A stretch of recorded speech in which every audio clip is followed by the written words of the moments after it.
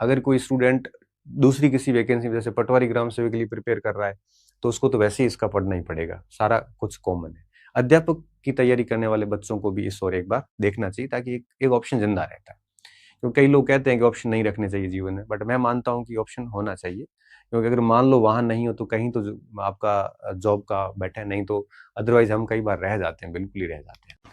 अब मैं थोड़ा सा पॉइंट आउट करना चाह रहा था कि कौन सी बुक से आप इसकी तैयारी अच्छे से कर सकते हैं। देखिए, बोर्ड का जो आजकल का जो पेपर है, ये पाठ्य सामग्री के बारे में बात कर लेते हैं। पाठ्य सामग्री की मैं बात करूं तो आपको क्या करना है, जैसे इतिहास। अब इतिहास में इन्होंने 10+2 की मैं पहले बात करता हूँ। 10+2 में इन्होंने देखो राजस्थान का इतिहास, कला, संस्कृति, ये कंप्लीट ले लिया है।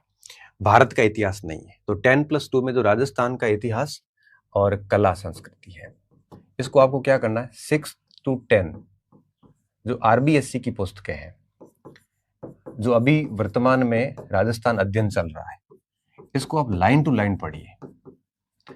क्योंकि पूरे पेपर पिछले ट्रेंड आप देखोगे, चाहे वो आप लैब असिस्टेंट का पेपर देखो, चाहे अध्यापक का देखो, पूरा पेपर हिस्ट्री कल्चर का RBSC की 6 से 10वीं तक की जो किताब है, 6 से 10 क्यों लिख रहा हूँ, क्योंकि 6ठी 7वीं 8वीं में इस बार नई किताबें आई है, 9वीं 10वीं से पहले से चल रही है। इन क्लासेस में राजस्थान का भूगोल भी है, तो राजस्थान का इतिहास और राजस्थान का ज्योग्राफी आपको यहीं से मिल जाएगा। बहुत ज्यादा माथा बोड़ी करने की आपको आवश्यकता नहीं है, क्योंकि इसके कारण आप अगर बड़ी किताबें ला के फंस गए ना, तो आप एक पार्ट भी नहीं पढ़ पाओगे। बोर्ड का पेपर है वो सीधा बोर्ड से आता है। तो एक तो ये हो गया। अब देखो, ये इतिहास कल्चर हो गया, भूगोल हो गया, राजस्थान वाला। अब भारत का भी भूगोल उन्होंने कोर्स में लिखा है और भारत की राज व्यवस्था भी लिखी है। तो देखो, मैं बताऊं भारत का भूगोल कैसे पढ़ सकते हो। भारत के भूगोल के लिए आप कोई भी किताब पढ़ सकते हो। जैसे आप 11वीं क्लास के अंदर एक किताब आती है, भारत का भौतिक पर्यावरण, वो पढ़ सकते हो। और इसके अलावा अगर आपके पास में भारत की कोई भी गाइड है तो वो आप अपने स्तर पे देख सकते हो। 11वीं में है या शायद 12वीं में है, आप देख लेना एक बार। भारत का भौतिक पर्यावरण एक NCERT में किताब चलती है, शायद 11th में मेरे हिसाब से, अभी अगर 12th में कर दिए तो अभी नहीं पता। तो भारत का भूगोल यहाँ से हो जाएगा। उसके बाद में है भारत की राज व्यवस्था। तो भारत की जो राज व्यवस्था है, इसको भी आप राज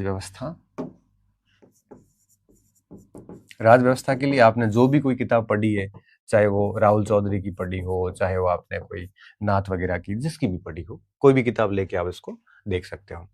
अब एवरीडे साइंस, दैनिक विज्ञान की किताब आती है, तो दैनिक विज्ञान के लिए एक आधी किताब देख लो, चाहे वो आप लूशण देख सकते हो, या फिर आप दैनिक विज्ञान के लिए 8वीं 6ठी 7वीं 8वीं की किताब भी आप देख सकते हो। 6ठी 7वीं 8वीं में बहुत बेसिक साइंस है जो बोर्ड अक्सर पूछता आया है। और इसके अलावा करंट अफेयर्स की क्लासेस जो है वो अपने यूट्यूब चैनल पे मैं डाल रहा हूँ, तो आप वहाँ से आराम से देख सकते हो।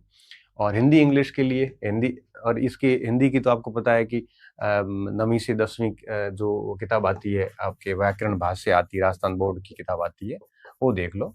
और इंग्लिश के लिए आप लूसेंट वगैरह देख सकते हो। तो ऐसी 3-4 किताबें ले लो और बोर्ड के ऊपर विशेष ध्यान दो। जो जो सिलेबस का हिस्सा RBSC से मिलता है वो तो वहीं से देख लो, और जो नहीं मिलता उसकी कोई एक आधी गाइड या किताब ले लो और सेल्फ पढ़िए उसको। और फिर कोई लास्ट में कोई टेस्ट सीरीज वगैरह मिलती है तो ज्वाइन कर लेना, ताकि थोड़ी प्रैक्टिस हो जाएगी। तो ये जितने भी 10+2 के स्टूडेंट हैं, और साथ में जैसे किसी ने BSTC कर ली है, अभी L1 की प्रिपरेशन कर रहे हैं, BA नहीं है, तो उन बच्चों को भी ये देना चाहिए। उनके वैसे भी देखो हिस्ट्री भूगोल ये तो वो तैयारी कर ही रहे होते हैं, तो उनका ये ठीक होता है। वो लोग हिंदी इंग्लिश भी पढ़ रहे होते हैं, कंप्यूटर भी पढ़ रहे होते हैं, करंट भी पढ़ रहे होते हैं, रीजनिंग वगैरह भी पढ़ रहे होते हैं, तो ये मोटा मोटा विज्ञान भी पढ़ रहे होते हैं, सारा कुछ पढ़ रहे होते हैं। राजस्थान की जैसे अर्थव्यवस्था है, तो राजस्थान की अर्थव्यवस्था के लिए आप आर्थिक समीक्षा देख सकते हो, तो इसका ब्रीफ मार्केट में खूब सारे आते हैं। तो कुल मिला के 3-4 किताबों को अच्छे से अगर पढ़ते हो आप, तो आसानी से हो जाएगा। आप किसी भी परीक्षा की तैयारी कर रहे हो, अगर आप कॉलेज वगैरह में पढ़ रहे हो, तो आपको एग्जाम देना चाहिए, क्योंकि इस एग्जाम को, इस सिलेबस को तैयार कर लोगे तो क्या होगा, ये तो पास होगा ही होगा, साथ में आप आगे ये परीक्षाएं भी जैसे आने वाली है, पटवारी, ग्राम सेवक वगैरह, तो इन परीक्षाओं को जब आप दोगे तो ये परीक्षाएं भी आपको, ये सिलेबस उन परीक्षाओं में भी आपको मदद करेगा। तो कोशिश करना सेल्फ स्टडी से करो। अब मैं अगर बात करूं ग्रेजुएशन में, ग्रेजुएशन में मोटा मोटा तो सेम है, थोड़ा सा अलग है। जैसे भारतीय राष्ट्रीय आंदोलन थोड़ा अलग है, तो राष्ट्रीय आंदोलन अगर अलग है तो आपको इसके लिए अलग कौन सी किताब पढ़नी है? इसके लिए आप 12वीं क्लास की जो एनसीईआरटी आती है उसका भाग 3 पूरा इस पे ही है, तो उसको अलग से देख लो। और बाकी सारी सारी चीजें जो है वो सेम सेम है। तो हर एक पार्ट की मैंने आपको बात बता दी। जैसे इंडियन हिस्ट्री है स्नातक के लिए, तो आप 12वीं का 3rd पार्ट देख लो।